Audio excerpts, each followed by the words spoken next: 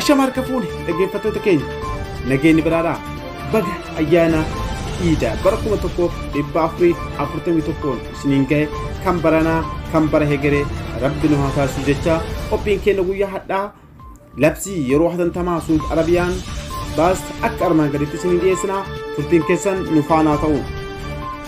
Labsii yeroo hatantamaa duraan akka namoonni manaa hin baane dhoorkamaa ture ammaaf magaalaa Saudi Arabiyaa keessa jiran hundatti Makkaa malee akka bayan eeyyamamanii jiru. Mootummaan Saudi Arabiyaa sababa koronaa vaayirasiitiin wal qabate Maayii 23 hanga Maayii 27tti sochiin kamuu sa'a 24 akka dhorkuu isaa ni yaadatama. Amma garuu guyyaa kamisaa irraa eegalee Maayii 28 hanga Maayii 30 Makkaa malee magaalota Saudi Arabiyaa hunda keessatti sochiin kamuu eegalamu ta'uu isaa hubachiisanii jiru. Innis sa'a isaa murtaa'e wajjin. Sa'aan isaa murtaa'e kunis ganama sa'aatii 6 irraa hanga guyyaa sa'a 9tti yookaan ammoo akka Saudi Arabiyaatti ammoo sa'a 6 hanga sa'a 3tti sochiin kamuu eegalamu ta'uu isaa hubachiisanii jiru.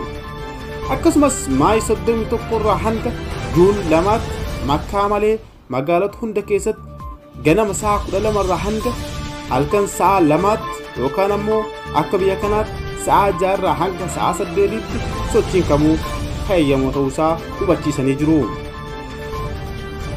Dhumarratti Juun 21 irraa kaasee magaalaa Makkaa malee sa'a 24tti sochiin kamuu eegalamu ta'uu isaas hubachiisanii jiru. Kanuma wal qabatee balalliin xiyyaaraa biyya keessa akka dalagus eeyyamamee jira. Akkasumas manneen amantaa masgiid akka banamuu fi manni nyaataa reesturaantiin ni banama jedhanii jiru. Kana malees dalagaan mootummaa fi miti mootummaa kamuu dalagaa isaanii eegalan ta'uu isaa hubachiisanii jiru.